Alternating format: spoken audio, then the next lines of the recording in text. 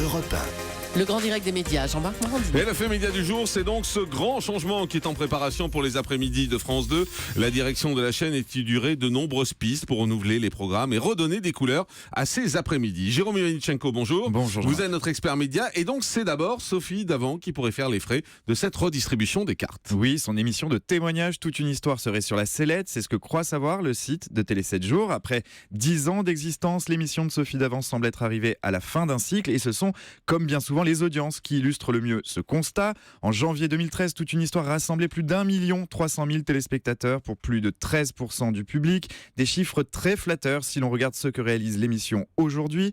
Depuis le début de l'année, Toute une histoire stagne à 1 million de fidèles. Ça fait 300 000 de perdus en 3 ans pour une part d'audience en forte baisse, autour de 10,5%. À France 2, on se dit donc qu'il est grand temps de revoir sa copie. 2 pistes sont à l'étude pour prendre la place de Toute une histoire, toujours sur ce domaine qu'on appelle le testimonial, où des inconnus ou parfois même des gens célèbres viennent raconter des moments clés de leur vie, partager des expériences personnelles.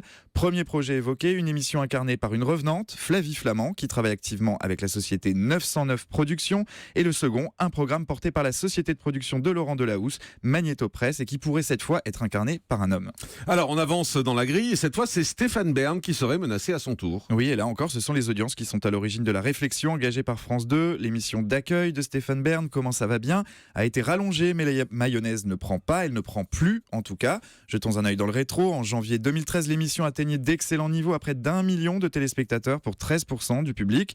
Aujourd'hui, comme pour Sophie Davant, la tendance est à la baisse. Depuis le début de cette année, le programme tourne autour des 650 000 fidèles pour une part d'audience qui ne passe plus que très rarement au-dessus des 10%. La question se pose donc de savoir ce qu'on fait à la place. Pour l'heure, rien n'est décidé, mais il se murmure que la chaîne étudierait la possibilité de programmer des fictions pour rebooster ces après-midi. En revanche, que les fidèles de Stéphane Bern se rassurent, si l'avenir de Comment ça va bien semble compromis, celui de son animateur ne l'est pas. Hier, il répondait à Téléstar.fr que la chaîne lui avait réaffirmé sa confiance. Selon ses termes, il reste un animateur premium de France 2 pour qui il tournera l'été prochain une dizaine de numéros de Secrets d'Histoire. Il assure que d'autres projets l'attendent, comme Le village préféré des Français ou l'Eurovision. Pas d'inquiétude donc sur sa situation personnelle sur France 2. Et ces changements sont un signe de reprise en main de la grille par la direction, en particulier des moments les plus faibles dans cette grille. Absolument, la nouvelle direction de France Télévisions, arrivée aux affaires au mois d'août dernier, marque progressivement son empreinte sur l'ensemble des chaînes du groupe. On ne reviendra pas sur les récents bouleversements à France 3 avec l'arrêt de 30 millions d'amis ou l'éviction de Julien Lepers.